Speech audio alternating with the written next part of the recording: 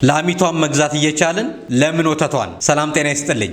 ላሚቷን መግዛት እየቻልን ለምን ወተቷን ይላል ያገሬ ሰው። የስኳር በሽታ በሰውነታችን ውስጥ ያለውን የስኳር መጋዘን ማቃጠልና ማጥፋት እየቻልን በደማችን ውስጥ ስላለው ስኳር እንጨነቃለን። ለምሳሌ ሁለት ሀገሮች አሉ።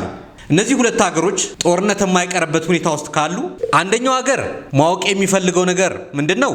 የዛኛውን ሀገር የጦር መሳሪያ ግምጃ ቤት ወይንም መጋዘን የት እንዳለ ነው። ሌላኛውም ሀገር የሚያደርገው ተመሳሳይ ነው። ጦርነት ውስጥ ስላሉት ወታደሮች ብዛት፣ ወታደሮቹ ስለሚይዙት የጥይት መጠን፣ ጦርነት ውስጥ ስለሚሳተፈው የጦር መሳሪያ አይነት አይጨነቁም። ትልቁ ነገር መዋጋት የሚፈልጉት ወይም ማፈንዳት የሚፈልጉት ማቃጠል የሚፈልጉት የጦር መሳሪያ ግምጃ ቤቱን ነው።